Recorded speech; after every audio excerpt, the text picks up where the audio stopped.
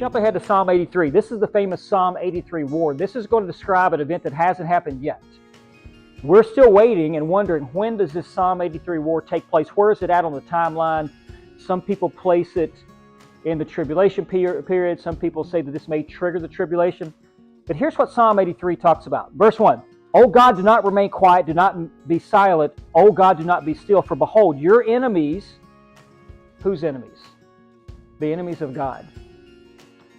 These religions, and Islam in particular, they don't worship your God. It's not the same God, despite the fact of what they may say. Jesus is the God of the Old Testament. When he says, I am the voice of the burning bush, he is God.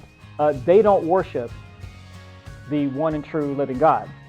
So your enemies, God, your enemies, make an uproar, and those who hate you have exalted themselves. They make shrewd plans against your people. His people is Israel. There are people conspiring together, and they conspire together against your treasured ones.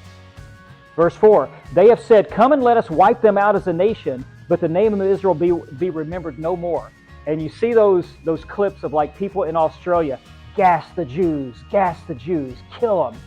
And you got people in, the Iranian parliament met on Saturday to get together.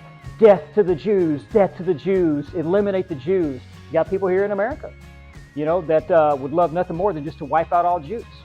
It's a supernatural hate, right?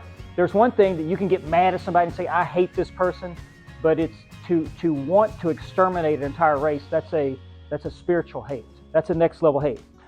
That's what this is describing. And then it goes on, the tents of Edom and the Ishmaelites, Moab and the Hagrites, Gebal and Ammon and Amalek, Philistia with the inhabitants of Tyre. We don't have time right now, but when you look at like Genesis 10, the famous table of nations, and you look throughout Scripture, these are all ancient names of modern day countries today. And you can see these are the nations that are going to form a confederacy against Israel. They're going to go into lockstep with them. Assyria also has joined with them. They have become a help to the children of Lot, Selah. And that word, Selah, is always referenced in terms of the time of Jacob's trouble. And if you're not familiar with what the time of Jacob's trouble is, it's what Jesus in the New Testament will call the Great Tribulation. It's this 7-year period of mankind's history that is the most documented period of biblical history there is. And this is what this is talking about, this Confederacy of Nations. So the Psalm 83 war, you can kind of get a sense right there. It's this Confederacy of Nations, and look at it's it's literally like every nation around Israel. Israel's this little bitty sliver over here, and they have one major enemy that we know about. That's Persia. Persia will play a role into the end times.